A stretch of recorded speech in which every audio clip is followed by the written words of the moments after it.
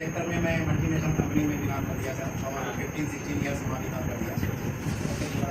अभी भी फील्ड में मैं बोलते रहता हूँ, कुछ ना कुछ जहाँ नया सीखने को मिल जाए वहाँ सीखने। आपने बताया कि आप रिटायर्ड। सीखने से चीज़ें बहुत सारी आती हैं। मैं ये कहता हूँ आप लोग तो सीखिए, अच्छा सीखिए और अच्छा करिए।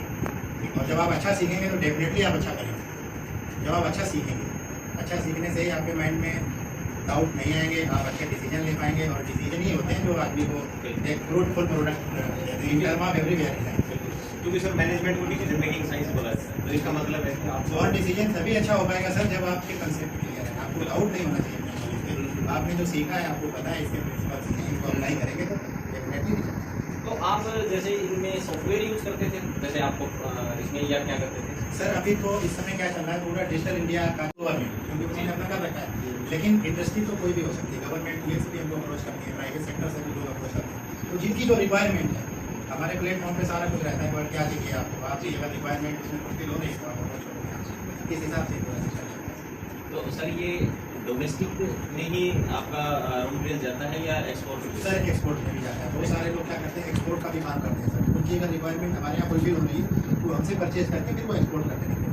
अच्छा, और आप डायरेक्टली? नहीं, डायरेक्ट भी गवर्नमेंट भी एक्सपोर्ट करती है, तो उसका पॉलिसीज के आधार पे डिसीजन होता है कि किस कंट्री को क्या MOU हुआ है गवर्नमेंट के साथ में, तो उस हिसाब से गवर्नमेंट नीड बेसिस। सो एक छोटा सा क्वेश्चन है हमारा, आई थिंक बच्चे नहीं पूछेंगे कि ये जो कॉर्पोरेट है आपका, ये कॉर्पोरेशन है आपकी कॉर्पोरेशन ऑफ इंडिया, ये कैसी ऑर्गेनाइजेशन है? ये मतलब एक पब्लिक कंपनी सर, है? ये पब्लिक सेक्टर अंडरटेकिंग है, मिनिस्ट्री ऑफ टेक्सटाइल का डिपार्टमेंट है। अच्छा, ये किसानों के हितों के लिए काम करता है। तो इनमें ऑब्जेक्ट जैसे टारगेट प्रॉफिट मेकिंग के टारगेट होते हैं जैसे प्राइवेट कंपनी के, क्या वैसे टारगेट? नहीं सर, ये चूंकि ये किसानों के हितों में मिनिस्ट्री का गवर्नमेंट का डिपार्टमेंट है, किसानों के हितों में हमने काम करना रहता है। तो किसान कुछ एक रेट डिसाइड करती है और ये बोलती है कि मार्केट के अंदर कोई भी किसान का डिस्ट्रेस सेल नहीं होना चाहिए इस रेट से नीचे। तो मतलब ये रेट हमने, ये क्वालिटी का ये रेट डिसाइड करा है, तो ऐसा ना हो जाए किसी भी किसान का ये अब उसका जो रॉ मटेरियल है इस रेट से नीचे नहीं सेल होना चाहिए। तो उसके लिए हमारा डिपार्टमेंट, हम बहुत सारी पब्लिसिटी करते हैं मार्केट्स में कि भाई आपका अगर ये क्वालिटी है तो ये रेट आप एश्योर करो, इसके ऊपर आपको और ज़्यादा मिलता है तो बहुत अच्छा है, हमारा पर्पज यहाँ पे पूरा होता है। लेकिन एटलीस्ट वो क्वालिटी में डिस्टेंस नहीं होना, वो रेट से नीचे आप सेल कर रहे हो तो इसमें नुकसान हो रहा है किसान को। वो नहीं होने के लिए हम एक बाउंड्री लाइन है, ये वर्किंग नहीं चाहिए। और एक सर हमारे एरिया में बहुत सारी ये छोटी छोटी रूरल इंडस्ट्रीज, माइक्रो इंडस्ट्री लगा लेते हैं, खल बनोला और ये करने वाले, तो इनका क्या रहता है? इनका कोई लाइसेंस आप लोगों की भी कंप्लाइंस से जाएंगे, इनको लाइसेंस अलग? नहीं सर, वो जो स्टेट अथॉरिटी रहती है, जैसे स्टेट की अलग अलग अथॉरिटी रहती है, वो कंसर्निंग डिपार्टमेंट उनको लाइसेंस इशू करते हैं। बिना लाइसेंस को आप आजकल विदाउट GST में कुछ कर ही नहीं सकते। ना तो आप स्टोर कर सकते हो कोई चीज़, ना आप प्रोसेस कर सकते हो, इवन आप ब्रांडिंग भी नहीं कर सकते हो। अगर आप रेडी मटेरियल खरीदते हो, जैसे बहुत से कह रहे थे एग्री इंडस्ट्री में उन्होंने क्या कर दिया, वो लोकल गाँव से 4 स्पेशल लगे, वहाँ से मस्टर्ड ऑयल ले और अपना लेवल चिपका के बेचने लगे मार्केट। उन्होंने तो इंडस्ट्री नहीं लगाई, लेकिन वो ड्रम में ऑयल आए। और लेकिन अभी क्या है, वो सब नहीं चलता, क्योंकि आपको ब्रांडिंग करनी है तो आपको एक रजिस्ट्रेशन नंबर लेना ही है, फसाई का सर्टिफिकेट लेना ही है। तो ये कंसर्निंग अथॉरिटी है। ये सर ये जो बिनोला तुलसी जो ऑयल बनता है वो एलिजिबल होता है? हाँ सर, ये जो बिनोला होता है डिपेंड होता है सर, ये एडिबल और नॉन एडिबल दोनों तरह का। ये cosmetic industry, medicine, even edible में भी जाता है। तो यहाँ पिकअप नहीं करते, तो इसको प्रोसेस रिफाइन करके इसको खा लेते हैं। एडिबल नॉन एडिबल दोनों करते हैं। Thank you so much.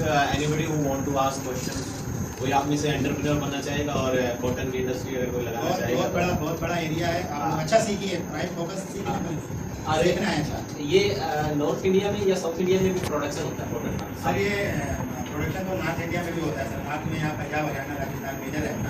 Central India में अगर आप जाओगे, यूपी में और बिहार में और इधर नहीं होता है, नहीं होता। फिर पंजाब, हरियाणा, राजस्थान, फिर आप आगे बढ़ोगे तो मध्य प्रदेश, उसके बाद आपका महाराष्ट्र मेजर है, फिर गुजरात में बहुत ज़्यादा होता है।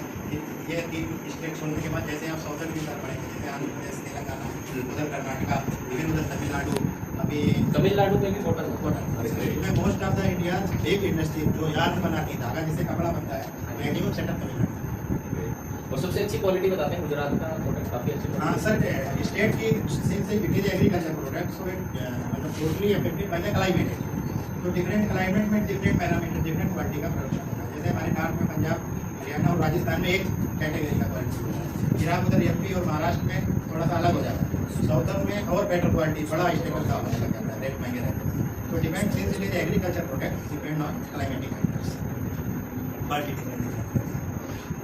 I think students, I should express big thanks to Ramnivas ji. If you don't have any questions, then okay, all right. Thank you so much, sir. कितना माल उनका सेल होगा।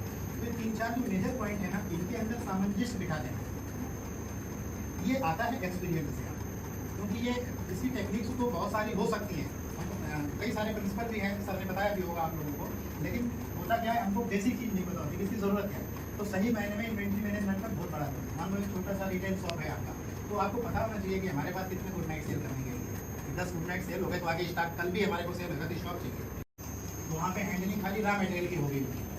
बहुत सारी कंपनी क्या करती है, रॉ मटेरियल परचेज करती हैं, फिर उसको प्रोसेस करती हैं, उसको ग्रेडिंग करती हैं, फिर किस हिसाब से ये थोड़ा सा फिट और बास्ट हो जाता है, फिर आगे कई सेक्टर हो जाते हैं इस तरह से। और कई सारी कंपनीज कैसी रहती हैं, वो खाली पैकेजिंग करती हैं, जैसे उन्होंने फिनिश्ड गुड मार्केट से खरीदा और उस पर लेबलिंग और ब्रांडिंग करी और उसकी मार्केटिंग करी। लेकिन ये हम का जो डिस्कस कर रहे हैं, जो वर्ड है ना इन्वेंट्री मैनेजमेंट, ये एक बहुत बड़ा वर्ड है। हम इसकी टेक्निक्स पर ना जाके पहले कोई भी चीज़ हमको जानने के लिए हमें ये पता होना चाहिए कि इसका इंपॉर्टेंस क्या है। तो देखो इन्वेंट्री मैनेजमेंट का मतलब क्या रहता है, जैसे मान लो कोई भी इंडस्ट्री है, वो इंडस्ट्री किस प्रिंसिपल पे काम कर रही है, वेदर दे आर प्रोसेसिंग और दे आर मैन्युफैक्चरिंग और दे आर ब्रांडिंग, कई सारी चीज़ें। अब जैसे चूँकि मेरा एक्सपीरियंस एग्रो बेस्ड इंडस्ट्री है, तो मैं आपको बताता हूँ एग्रो बेस्ड इंडस्ट्री में क्या रहता है, रॉ मटेरियल कंपनी परचेज है, उसके लिए कंपनी के परचेजर रहते हैं, वो डिफरेंट फील्ड में जाके फार्मर से ले सकते हैं, ट्रेडर से ले सकते हैं, बड़े बड़े मार्केटों से ले सकते हैं। तो सबसे पहला स्टेप क्या हो गया हमारा कि रॉ मटेरियल का मैनेज हो। अब रॉ मटेरियल में मैनेजमेंट हम क्या कर सकते हैं, हमारी जो मान लो रॉ मटेरियल के बाद हमें प्रोसेस करना है उसको, तो प्रोसेस करने के लिए रॉ मटेरियल अनकंट्रोल्ड वे में तो हम लोग नहीं परचेज कर सकते। हमें पता है कि हमारी प्रोसेसिंग कैपेसिटी कितनी है, हमें पता है कि हमारी स्टोरेज कैपेसिटी हमारे पास कंपनी के पास है, हमारे ऑर्गेनाइजेशन के पास में क्या फैसिलिटीज़ है। तो ये जो टेक्निक है, जैसे इन्वेंट्री मैनेजमेंट को वर्ड है, उसका ओवरऑल मतलब आप ऐसे समझ सकते हैं इसको कि जब भी कोई ऑर्गेनाइजेशन काम करता है तो उसके पास जो अवेलेबल रिसोर्सेज होते हैं, रिसोर्सेज में उसके एम्प्लॉयज़ भी आते हैं, रिसोर्सेज में उसके इंफ्रास्ट्रक्चर्स भी आते हैं, जिसको आप मशीनरी बोल सकते हैं, एम्प्लॉयज बोल सकते हैं, उसके वेयर हाउसेज बोल सकते हैं, ठीक है, और उसका मार्केटिंग पार्ट भी बोल सकते हैं। तो रिसोर्सेज को हम मैक्सिमम यूटिलाइज कैसे करें कि जैसे हमारा ज़्यादा भी रॉ मटेरियल ना परचेज होके आ जाए। हमारी मान लो सेल 100 यूनिट्स की है, स्टोरेज हमारा 100 यूनिट्स का है, तो हम 200-300 यूनिट का परचेज कर सकते हैं मार्केट से। अब हम 500 यूनिट अगर परचेज करके लाने लगे तो मिस यूज होगा, कहते अब हमको स्टोरेज कैपेसिटी बढ़ानी पड़ेगी, क्योंकि हमारे सेल तो 100 यूनिट्स का है। तो इन सारे केसेस में क्या रहता है, अब आपको एक आइडिया बन रहा होगा कि एक्चुअली होता क्या है। इन्वेंट्री मैनेजमेंट का मतलब क्या रहता है, जैसे कोई भी ऑर्गेनाइजेशन है, उसमें चाहे रॉ मटेरियल आ रहा है, चाहे प्रोसेसिंग हो रही है, चाहे एचआरडी डिपार्टमेंट है, जैसे इसमें एम्प्लॉयज़ आते हैं, चाहे स्टोरेज है और चाहे मार्केटिंग सेलिंग आ जाता है। और इन सब पूरा सिस्टम जब कंप्लीट होता है तो आता है फिर ऑर्गेनाइजेशन का प्रॉफिट। तो मैक्सिमम प्रॉफिट कैसे लाना है, अवेलेबल रिसोर्सेज ऑर्गेनाइजेशन के पास में क्या है, तो उनको मैक्सिमम यूटिलाइज करना है। मैक्सिमम यूटिलाइज करना बोले तो हमको फिर पूरा नॉलेज होना चाहिए। वो नॉलेज बोले तो हमें पूरा सिस्टम पता होना चाहिए ऑर्गेनाइजेशन का कि रॉ मटेरियल आ गया, इतना प्रोसेस हमारे पास पूरा कैलकुलेशन। इन ये रॉ लैंग्वेज मतलब हम लोग कह सकते हैं कि किसी भी ऑर्गेनाइजेशन की, किसी भी कंपनी की रॉ मटेरियल की डिमांड क्या है, उसकी प्रोसेस कितना माल उनका सेल होगा। तो 3-4 जो मेजर पॉइंट है ना, इनके अंदर सामंजस्य बिठा देना, ये आता है एक्सपीरियंस से, क्योंकि ये इसी टेक्निक्स तो बहुत सारी हो सकती हैं, कई सारे प्रिंसिपल भी हैं, सर ने बताया भी होगा आप लोगों को, लेकिन होता क्या है, हमको बेसिक चीज़ नहीं पता होती किसकी ज़रूरत है। तो सही मायने में इन्वेंट्री मैनेजमेंट का बहुत बड़ा है। मान लो एक छोटा सा रिटेल शॉप है आपका, तो आपको पता होना चाहिए कि हमारे पास कितने गुड नाइट सेल करने के लिए 10 गुड नाइट सेल हो गए तो आगे स्टॉक कल भी हमारे को सेल होगा, तो शॉप चाहिए, वहाँ पे हैंडलिंग खाली रॉ मटेरियल की होगी। बहुत सारी कंपनी क्या करती है, रॉ मटेरियल परचेज करती हैं, फिर उसको प्रोसेस करती हैं, उसको ग्रेडिंग करती हैं, फिर किस हिसाब से ये थोड़ा सा फिट और बास्ट हो जाता है, फिर आगे कई सेक्टर हो जाते हैं इस तरह से। और कई सारी कंपनीज कैसी रहती हैं, वो खाली पैकेजिंग करती हैं, जैसे उन्होंने फिनिश्ड गुड मार्केट से खरीदा और उस पर लेबलिंग और ब्रांडिंग करी और उसकी मार्केटिंग करी। लेकिन ये हम का जो डिस्कस कर रहे हैं, जो वर्ड है ना इन्वेंट्री मैनेजमेंट, ये एक बहुत बड़ा वर्ड है। हम इसकी टेक्निक्स पर ना जाके पहले कोई भी चीज़ हमको जानने के लिए हमें ये पता होना चाहिए कि इसका इंपॉर्टेंस क्या है।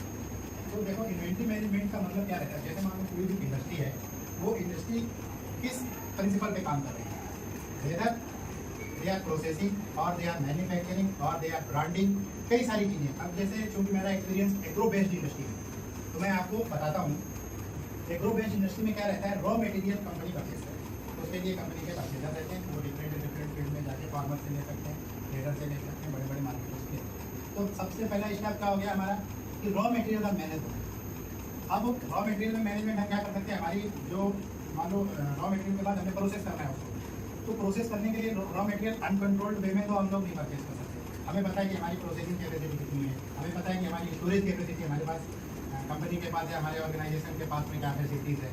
तो ये जो टेक्निक है, जैसे इन्वेंट्री मैनेजमेंट को वर्ड है, इसका ओवरऑल मतलब आप ऐसे समझ सकते हैं इसको कि जब भी कोई ऑर्गेनाइजेशन काम करता है तो उसके पास जो अवेलेबल रिसोर्सेज होते हैं, रिसोर्सेज में उसके एम्प्लॉयज़ भी आते हैं, रिसोर्सेज में उसके इंफ्रास्ट्रक्चर्स भी आते हैं, जिसको मशीनरी बोल सकते हैं, एम्प्लॉयज़ बोल सकते हैं, उसके वेयर हाउसेज बोल सकते हैं, ठीक है, और उसका मार्केटिंग पार्ट भी बोल सकते हैं। तो रिसोर्सेज को हम मैक्सिमम यूटिलाइज कैसे करें कि जैसे हमारा ज़्यादा भी रॉ मटेरियल ना परचेज होके आ जाए।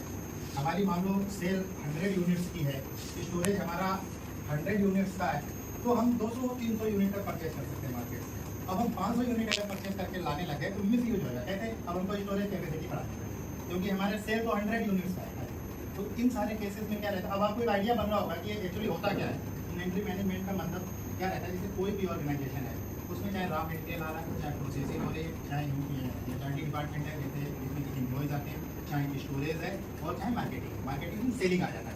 और इन सब पूरा सिस्टम जब कंप्लीट होता है तो आता है फिर ऑर्गेनाइजेशन का प्रॉफिट। तो मैक्सिमम प्रॉफिट कैसे लाना है, अवेलेबल रिसोर्सेज ऑर्गेनाइजेशन के पास में क्या है, तो उनको मैक्सिमम यूटिलाइज करना है।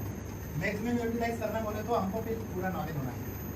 वो नॉलेज बोले तो हमें पूरा सिस्टम पता होना चाहिए ऑर्गेनाइजेशन का कि रॉ मटेरियल आ गया, इतना प्रोसेस हमारे पास पूरा कैलकुलेशन। इन ये रॉ लैंग्वेज मतलब हम लोग कह सकते हैं कि किसी भी ऑर्गेनाइजेशन की, किसी भी कंपनी की रॉ मटेरियल की डिमांड क्या है, उसकी प्रोसेस